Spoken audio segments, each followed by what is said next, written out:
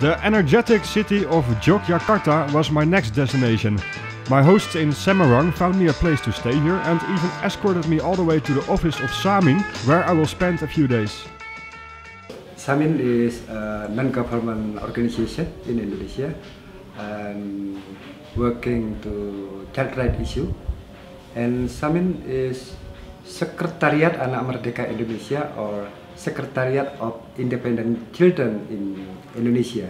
So what are your main activities? Main activities, children issue, children rights, and now we work to intervention for child prostitution in 5 cities in Indonesia. I could install myself in one of their rooms, and on the first day Odi's daughter Vira gave me a tour through the city. First stop was Taman Sari, or the Water Castle. This place was also known as the garden for the Sultan of Yogyakarta. Taman Sari was originally built for multiple purposes, yet now only several buildings remain.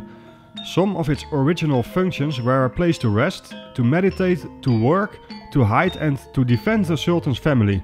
In this present day, some of its buildings have now become homes for local residents, and only the mosque, resting and bathing space, and underground tunnels are accessible by tourists. Then we drove to Kraton, the place of the Sultan, which forms the cultural and political heart of the city. Effectively a walled city, this unique compound is home to around 25,000 people and has its own market, shops, batik and silver cottage industries, schools and mosques.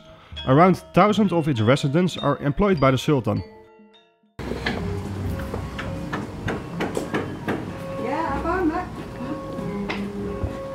We are in Yogyakarta and I've been invited by the princess of Yogyakarta. I believe there's only 1 or 2 princes in the country, and they explain me how it works, because Yogyakarta is a province or a state, but they have a princess, but I forgot a bit how that works. They will explain me later. But we're now at the palace and we're going to see the princess.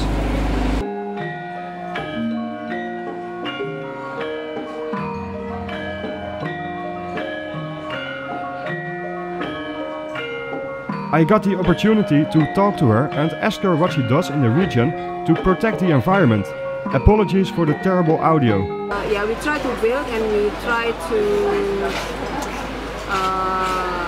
collaborate with a lot of international organizations to save the orangutan, to save the local eagle and birds, and also educate the people about to protect the local animals. Okay. It's similar with orangutan. Yeah.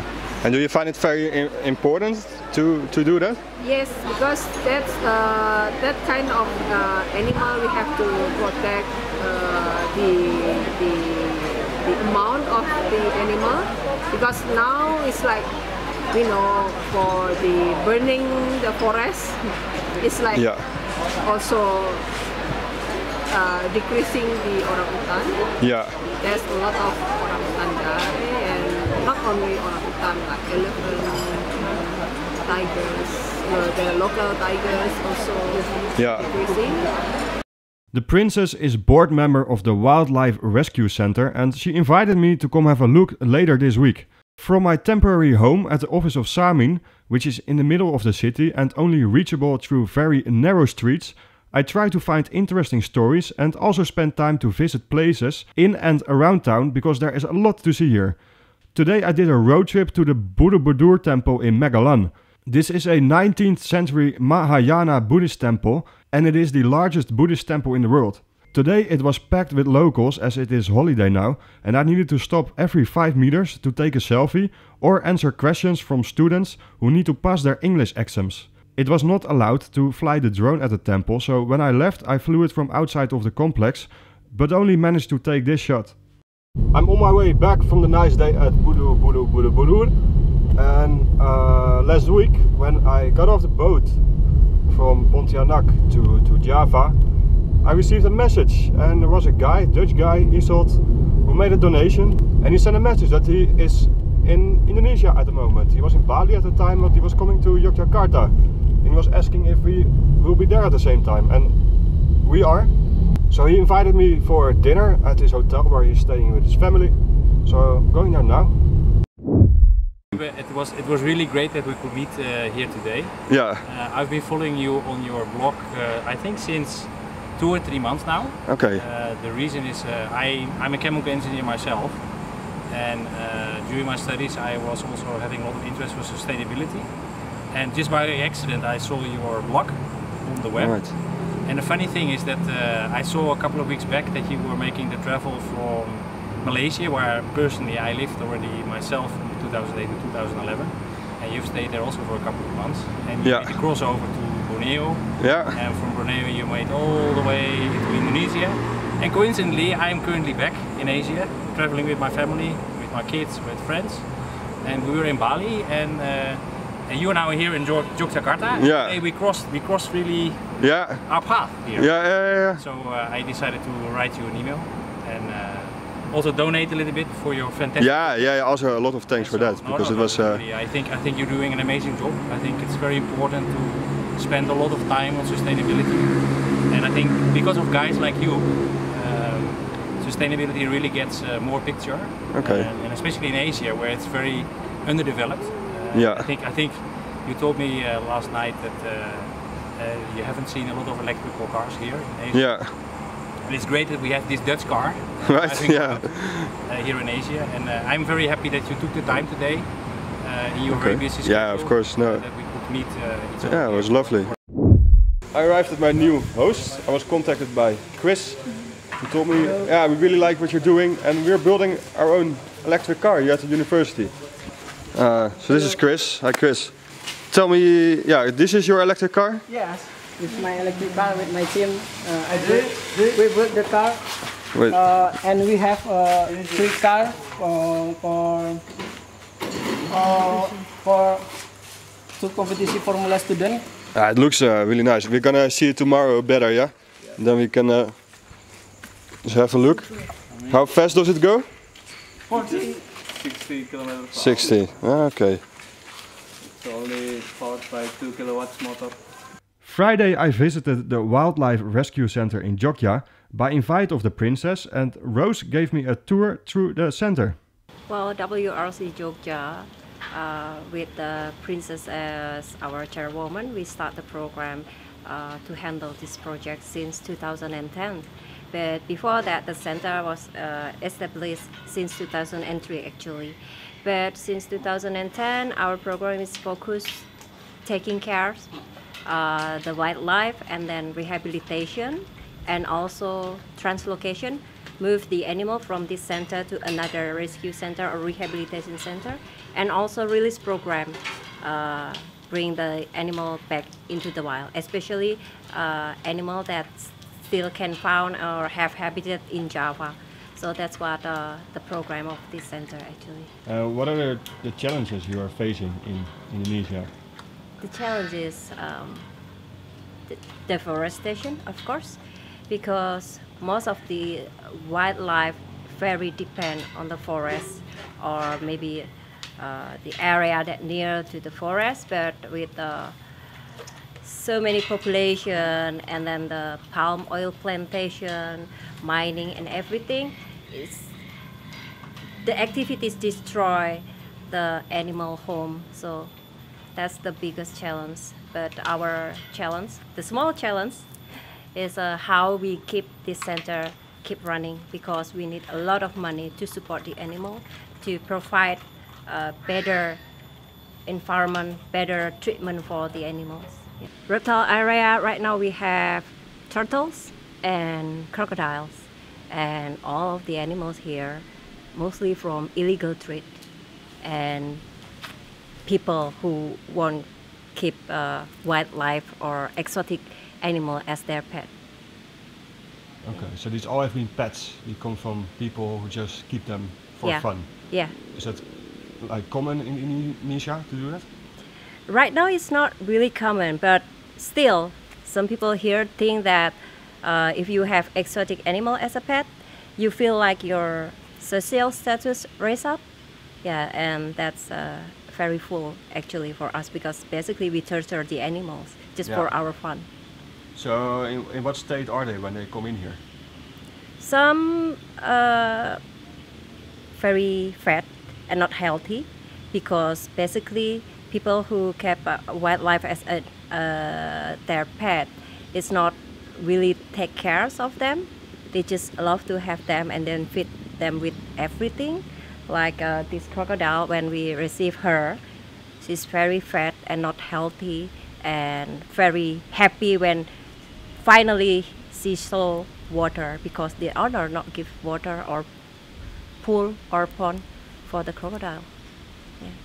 So what do you do with them, and do you have any chance to go back to the wild eventually? That's a easy question but hard to answer actually. Like crocodile is very difficult. Right now we have 5 crocodiles and nobody want crocodile released near their home or their village, and it's very hard. The option only to go to the crocodile farm or to the zoo. For us at WRC Yogya, who feel like we try our best to take care of the animal, that's a hard option, and we just hope that we still can do the best for them. At least just let them survive in the wild, their place that they should belong in.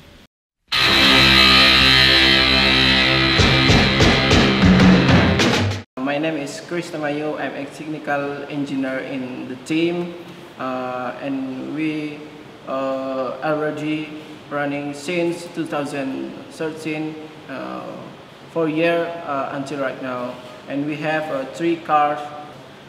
The first, we want to make electric car from student, not from university, but we have hope to make a electric car because the electric is future, and we just founded this car, just 7 people to make this car. My name is Pandirado and I'm a chief electrical engineer here. As you can see here, this is our second car and there is our first car. Our first generation is using 2 motors. Each motor has 800 watt, and we are using 2 motors, and the speed is so low, between 45 km/h, and this is our second generation. It has single motor with 2000 watt, and this speed is more fast until 60 km/h. Our first car has a 2.2 kWh in battery, so it can run maybe 50 kilometer range. And for our second car, in our second generation, we have 1.5 kWh. It's enough for 20 kilometer range. Okay, this is our third generation of electric car. This is SRV, special research vehicle. We add some feature in here like a data telemetry system and also a self-driving feature because we plug ultrasonic sensor here for sensing environment, so it can drive by itself. But right now it's still under maintenance, and this car has a 2000 watt power and battery has 2.2 kWh. This car can achieve speed 60 km/h and 15 km range, and we has achieved an award in competition, best technology and best deceleration. Okay, welcome here in Jogja, and have a nice trip, and we want to say with Mr. Wibi, happy birthday. Sweet. Thank you very much. That's really nice. Yeah. I was afraid that I was celebrating my birthday on my own. So it's great that I'm with other people now. Great, thanks guys. We're doing a lot of electric cars today, somehow. It's really a good day. It's my birthday, so maybe that's a gift. So Chris brought me here to a workshop. I cannot pronounce the name, they will do that. But they make this electric sports car, which looks really cool.